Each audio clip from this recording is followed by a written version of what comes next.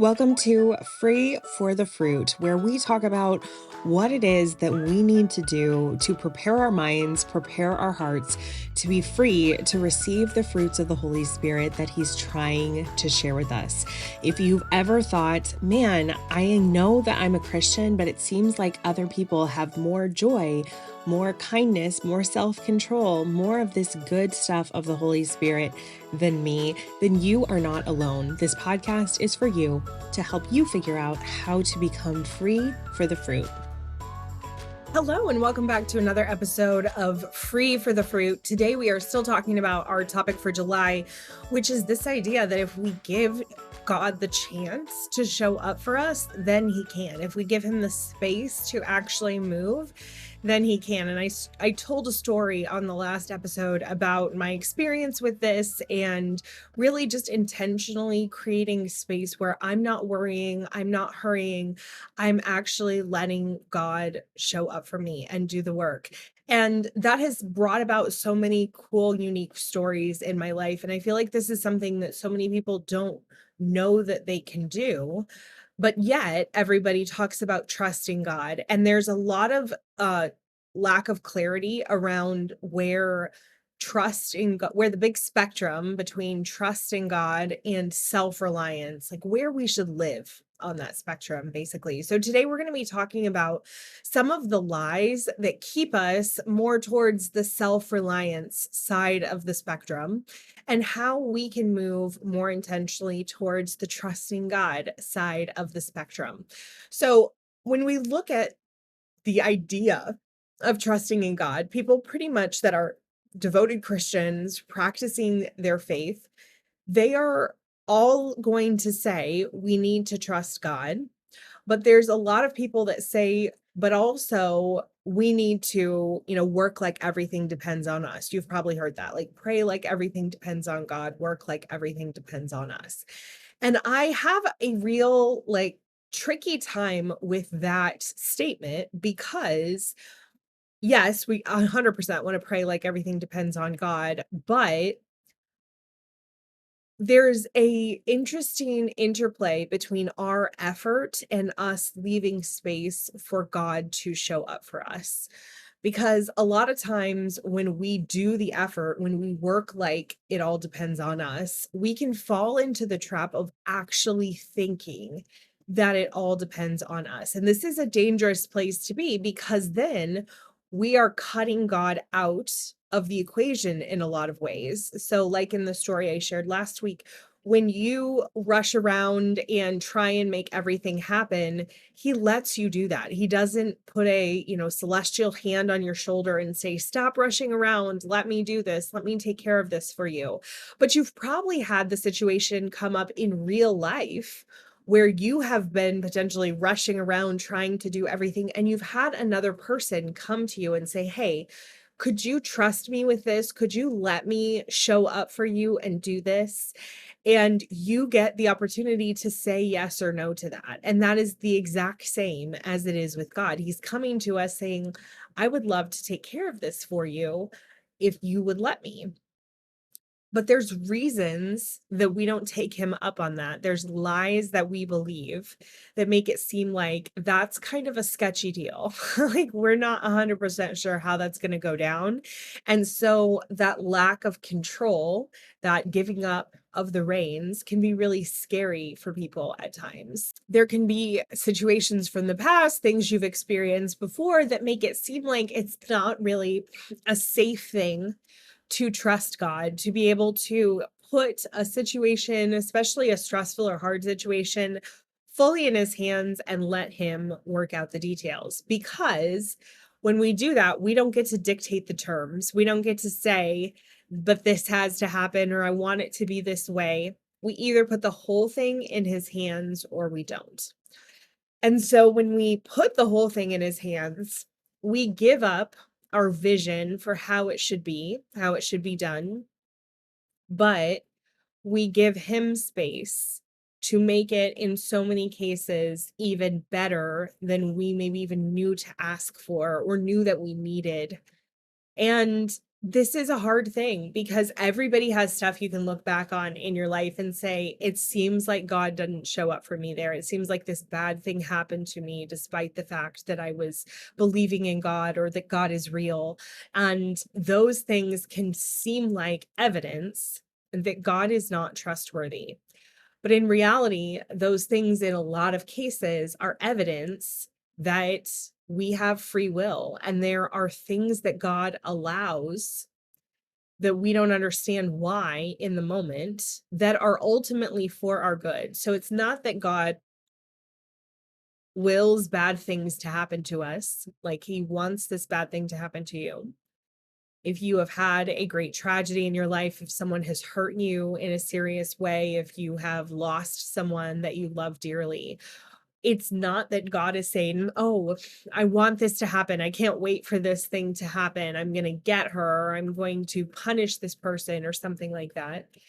It's things that he simply does not intervene in because he gives people free will and he allows some things to happen because of the fact that he can bring good from it. Not because the thing that happens is good, but because he can be true to his word in Romans, where he says that he will work all things together for good for those that love him. So if you've ever gone through a situation like that and had someone say, "Oh, well, it's just God's will," no, that is not accurate. It is not God's will that that bad thing should happen to you, but it is under his permissive will. Basically, he doesn't intervene to keep it from happening.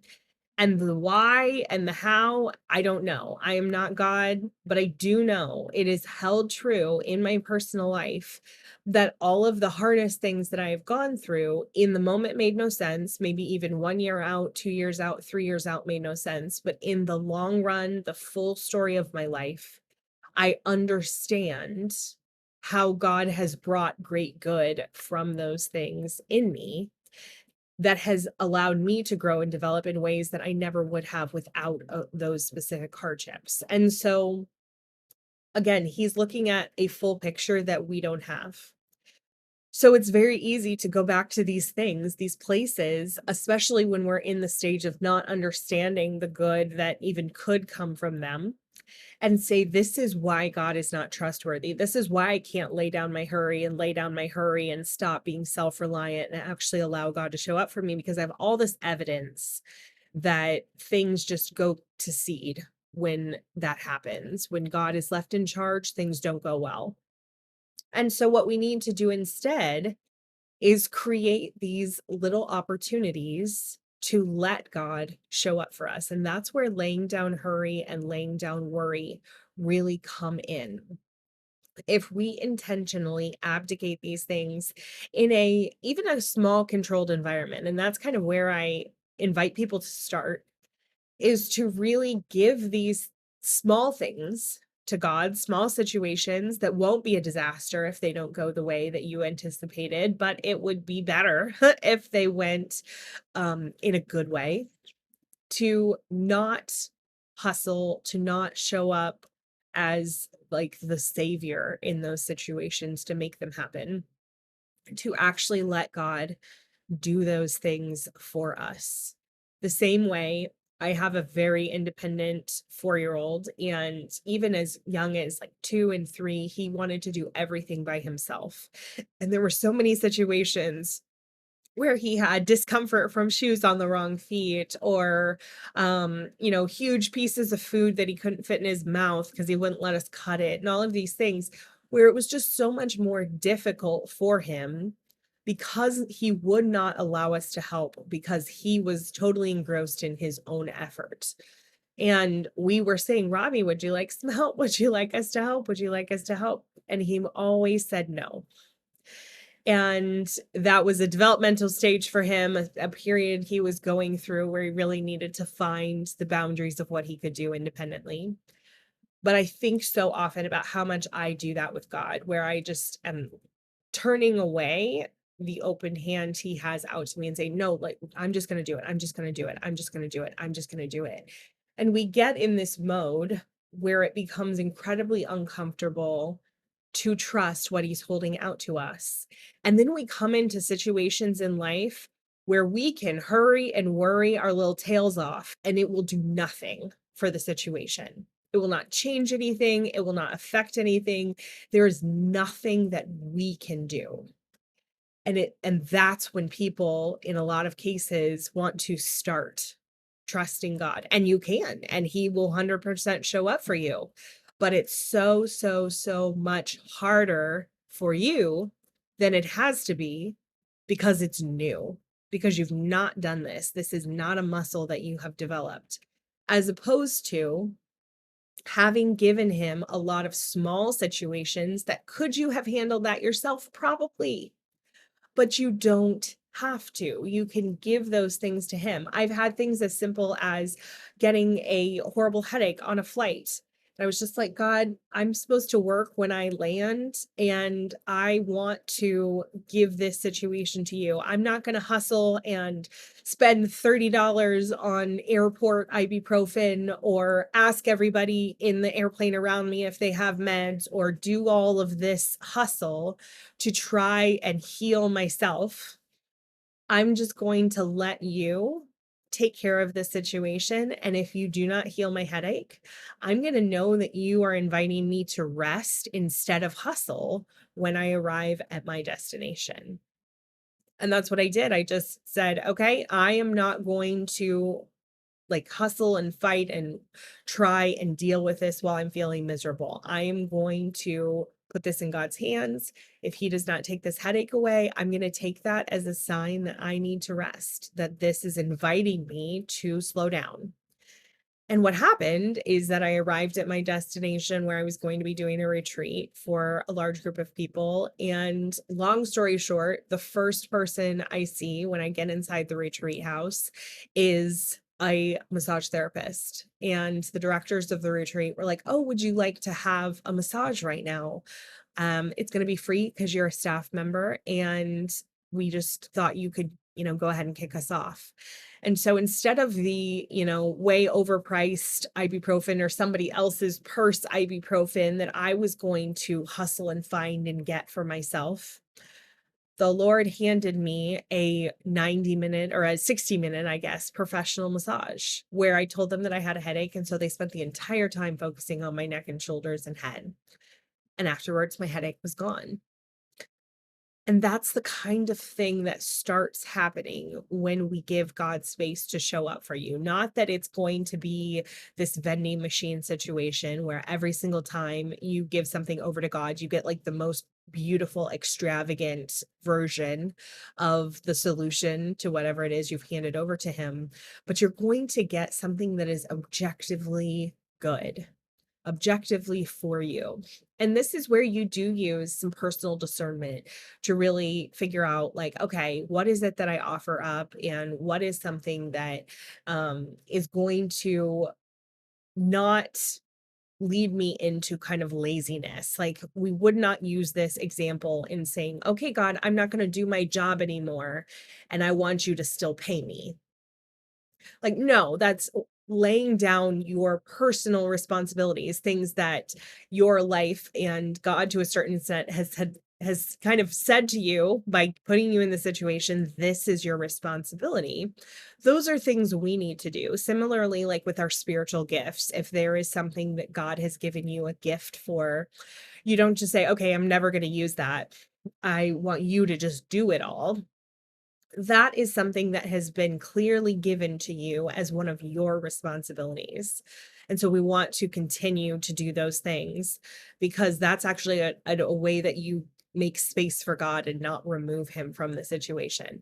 I'm talking more about things that pop up in life that are like, oh my gosh, one more thing, something that I don't want to deal with. I don't have the bandwidth for this. This is just, why is this happening? Those are the kinds of things that you can offer up to God. Those are the kinds of things that you can give to him. Lay down your worry, lay down your hurry, make that sacrifice in order to allow God's space to show up for you. And is it going to get solved exactly how you want it to? Maybe not, maybe even probably not.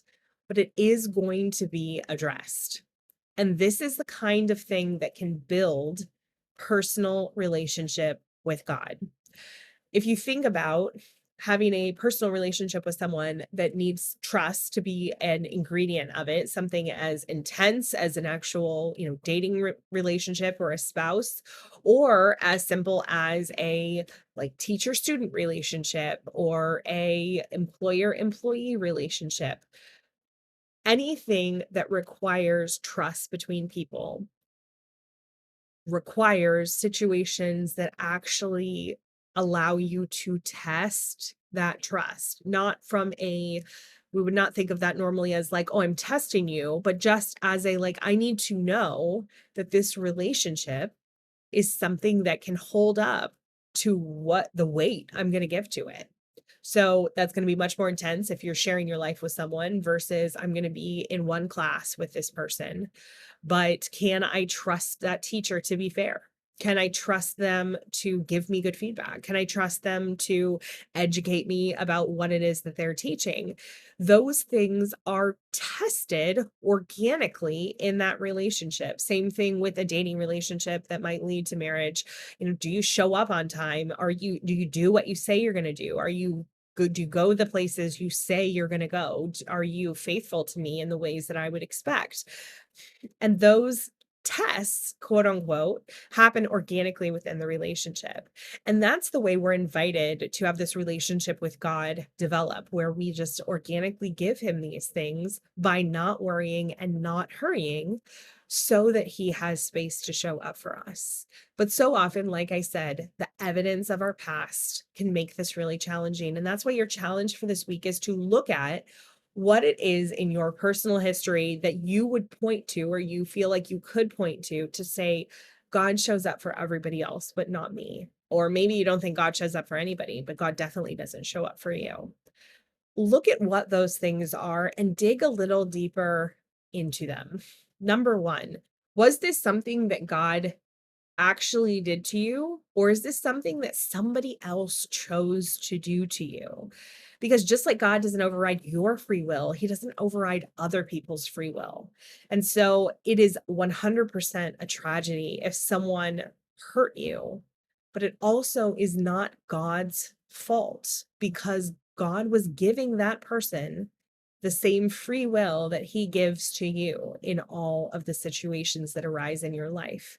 And then secondly, have you actually given God space and time to minister to you in whatever has happened in your life? Because nobody gets through life unscathed. Everybody is wounded in some way. And I firmly believe that it is in ministering to those wounds that God desires us to have space to grow a greater relationship with him. And that has 100% been the case in my own life. That all of the places where I can point to, like, this wasn't great, this was frustrating, this feels like an act of God that went wrong. Those are actually places that after thinking about them and praying with them, I have seen that he has been inviting me to come to know him more, and more than anything, to invite me to let him do more for me. There is always this, or always, a lot of people have this sense that we are constantly meant to be doing for God. And in some ways, that's true, but it's not a one-way street. God desires to do for us. What varies is whether or not we let him. So I hope in reflecting on your life, things that have felt like evidence that God is not trustworthy, that becomes a place that Jesus can actually minister to you and show you where he was with you in the moment. And that's kind of the final piece of things that I'd like you to pray with is when you think about these things to whatever extent you're able to. If there's things that are too intense, too hard, you don't have to go there right now. You can think about maybe some smaller disappointments, smaller things that didn't go your way. And even in those smaller things, to ask God, where were you? And ask him to show you in your imagination, in that memory, where he was in the moment with you. I have found that to be such a beautiful first step in healing these places that we've come to believe lies about the trustworthiness of God.